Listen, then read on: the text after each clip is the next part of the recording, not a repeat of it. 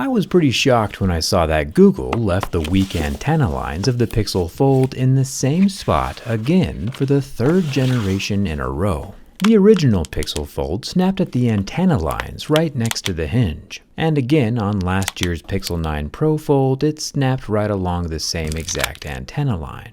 This is like Vader building a third Death Star with the exact same exhaust port, or Voldemort hiding all 7 Horcruxes in Harry Potter's closet.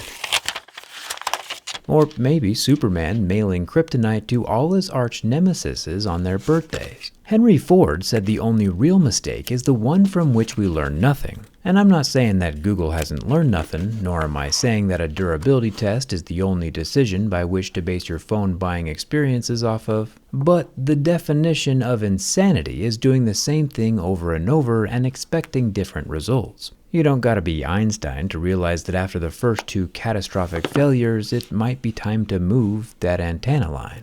But here it still is, front and center, and I think it's gonna fail again. But first, the scratch test. I'm a fan of the folding phone form factor, even though they aren't ready for my personal lifestyle just yet. I've got dirty hands and I do dirty projects quite often, and I don't have confidence that a folding phone can be the tool that survives life with me. The front slab of glass is Gorilla Glass Victus 2 though, and we see our normal scratches at a level 6 with deeper grooves at a level 7.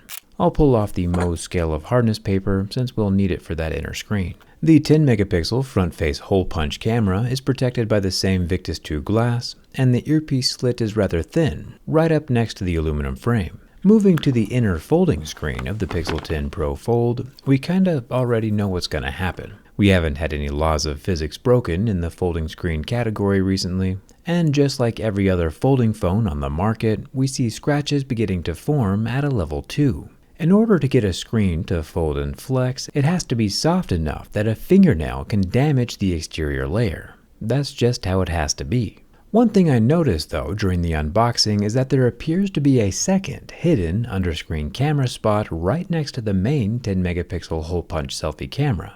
We've seen hidden cameras on smartphones before, like on the Red Magic 10 Pro or the earlier Samsung folding phones. But, usually those hidden cameras are disclosed. We'll have to take a closer look during the teardown, but either way it has a soft layer of scratchable plastic over both the underscreen sensor and the 10 megapixel hole punch selfie camera.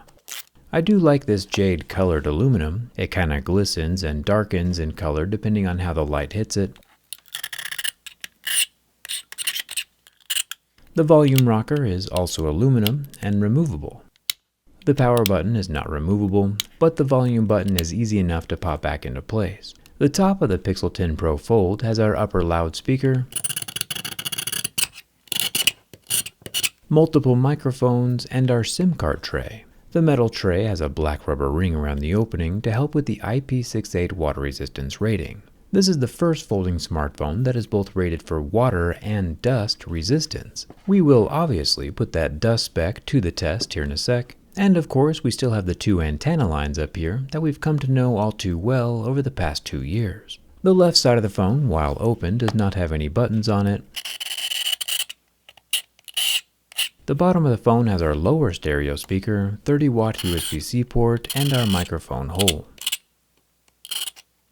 If you notice, the actual microphone hole is much smaller than the exterior microphone opening. This is to make sure no hardware gets damaged if someone accidentally puts their SIM card removal tool in the wrong hole. You won't be able to damage the actual microphone or the waterproofing inside. The spine of the 10 Pro Fold is unbranded, there are no gears inside the hinge this year, and I'm sure we'll see the inside soon enough. On the back of the phone, the Pixel 10 Pro Fold has a light sensor in the upper left corner of the camera plateau, then a 10.5 megapixel ultra-wide camera in the upper right side. The 48 megapixel main camera is on the bottom left, and the 10.8 5x telephoto is in the bottom right corner, all surrounded by the same anodized aluminum material as the phone body. The only branding on the exterior is the shiny chrome letter G on the back. Zooming in close, you can see basically a perfect placement of the soft touch glass etching around the G silhouette. Very nice attention to detail. I'm worried about a few other details on the phone, but we'll get there soon enough. Google said that this year's 10 Pro Fold is the first folding phone to ever have an IP68 dust resistance rating. The 8 has to do with liquid, but the 6 part of the rating means that the phone is essentially dust-proof, since the number 6 is as high as the rating scale gets when it comes to dust. And yeah, the screen is probably dust-proof, but unfortunately for Google, I can conclusively say that the Pixel 10 Pro Fold hinge is definitely not dust-proof. The crunching of the dust that is now inside the hinge sounds pretty disturbing. And yeah, the Samsung folding phone sounded pretty much the same after dust was dropped into their hinges, but they also never claimed to be dust-proof. I've been doing these durability tests for more than a decade now, and Google has to have known I was going to check on their claim. This is kind of embarrassing.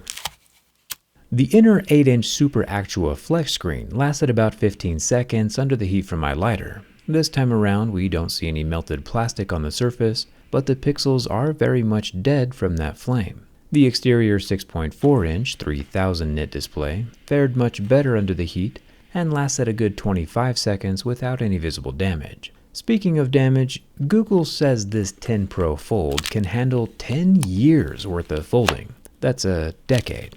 But they don't give an exact number of folds that it can withstand. And yeah, sure, if the phone is only folded in a vacuum, it'll probably be just fine. But here in the real world, where people sit on phones, book bag squish phones, and little kids exist, the Pixel 10 Fold just ain't gonna make it. Having the audacity to call the Pixel 10 Fold extremely durable during their launch event, while not changing the antenna line locations from the previous two versions that catastrophically failed, is an insult to tech enthusiasts everywhere. This catastrophic failure was entirely predictable from 730 days ago. For sure, hype up the phone, but don't lie about it being durable if you didn't change anything to make it more durable. Google tried nothing to beef up the structure, and they're all out of ideas. Not only is the antenna line broken up at the top, but it looks like the two antenna lines along the left side are also bent. This is by far the weakest folding smartphone I've ever tested. And it gets worse. Straightening it back out for round 2, the battery decides it's had enough.